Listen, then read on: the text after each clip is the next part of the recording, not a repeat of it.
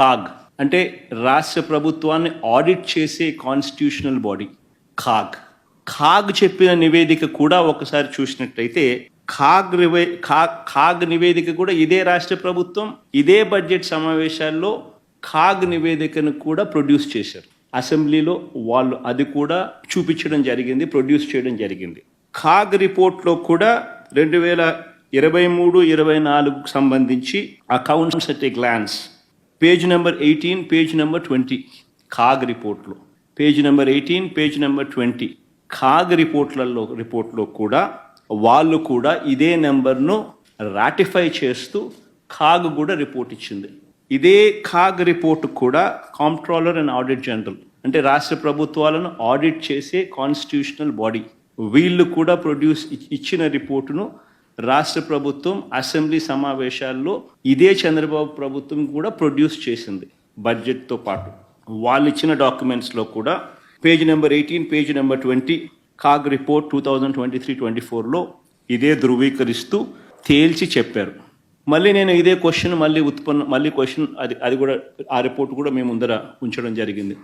ఖాగ్ report కూడా కింద పైన 2 budget documents page number 14 and 16 కింద ఉన్నవి 2 CAG reports page number 18 and page number 20 ఈ 2 కూడా చూపించడం జరుగుతూ ఉంది.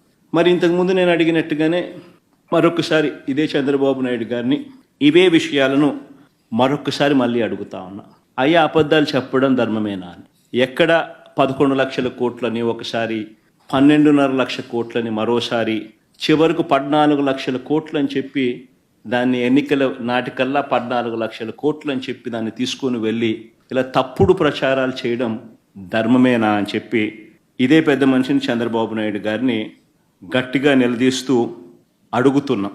ఇదే మాదిరిగానే చంద్రబాబు నాయుడుకి సంబంధించిన తన ఎల్లో మీడియా ఇదే దుష్ప్రచారాన్ని కొనసాగిస్తూ ఏ రకంగా ఒక ఒక ఆర్గనైజ్డ్ క్రైమ్ ఎలా చేస్తారు అనేది ఇంతకు ముందు కూడా చూపించిన అంటే వ్యవస్థీకృత నేరాలు చేసే ఒక వ్యవస్థ వీళ్ళకి మాత్రమే ఉంది.